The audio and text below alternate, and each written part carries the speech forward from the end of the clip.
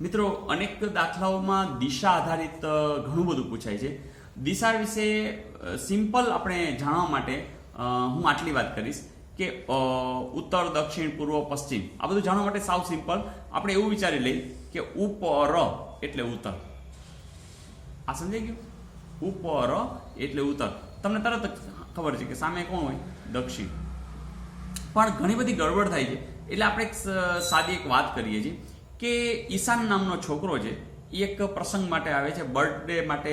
પપ્પુનો birthday છે અને એને બર્થડે ગિફ્ટ કરવા માટે આવે છે. પણ બધા તૈયાર થયેલા હોય છે, ઘણા સમય પછી મળે છે તો પપ્પુ ઓળખાતો નથી અને પપ્પુને શું ગમે છે એને ખબર છે કે અગ્નિ નામની મિસાઇલ છે એની એક પ્રતિકૃતિ સરસ મજાની ગિફ્ટ પેપરમાં લઈ આવી અને એ આપવા જાય છે. ઉપર લખેલું છે અગ્નિ.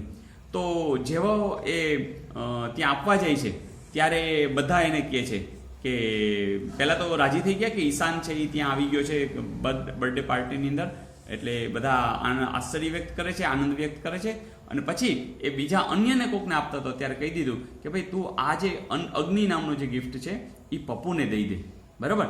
તો સૌથી પહેલાં તો બધાને મજા આવી ગઈ કે તરત બધા કીધે કે વાવ ઈશાન તું આવી ગયો એમ. વાવ ઈશાન, પણ કોને દેવાનું છે? પપ્પુને તું દે. પપ્પુને શું દઈ દે? એ તું જે લાવ્યો છે એ અગ્નિ નામની સરસ મજાની ગિફ્ટ લાવ્યો છે. Is it okay? તો આખું ચિત્ર તમને ક્લિયર થઈ જાય. વાવ ઈશાન, પપ્પુને દે અગ્નિ. પતી ગયું.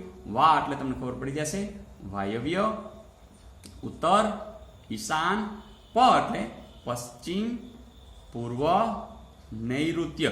મિત્રો આ ગુજરાતી ભાષામાં પણ પૂછાય છે. તમે લોકો નૈઋત્ય આમ લખી નાખશો પણ આ નૈઋત્ય ખોટું છે, અહીંયા રેફ આવશે. નૈઋત્ય એટલે દક્ષિણ અને અગ્નિ. Is it okay? તો દિશા માટે પહેલા આ એક ચિત્ર તમને ક્લિયર હોવું જોઈએ. સાથે સાથે અંગ્રેજીની વાત કરી દો તો આપણે ખબર છે ઉત્તર, નોર્થ. બરાબર? મિત્રો ન્યૂઝ યાદ રહી જાય? NEWS પણ આમ લખજો. WS. ફરીથી આ ન્યૂઝ NEWS. તો પછી આના માટે બહુ સહેલું છે કે આ બે હોય ને એને WN કહેવાય, આને તો કે NE કહેવાય. એટલે આમાં કંઈ યાદ રાખવા જેવું નથી. અહીંયા તો કે WS, બરાબર, વેસ્ટ અને સાઉથર્ન, અને અહીંયા S અને E. બરાબર? તો ઈસ્ટ, વેસ્ટર્ન, નોર્થર્ન ને સાઉથર્ન. તો આ સિમ્પલ છે. આ તો ન્યૂઝથી જ યાદ રહી જશે. NEWS. અને આ આપણે ખબર પડી ગઈ વાવ ઈશાન, પપ્પુ ને દે અગ્નિ. Is it okay?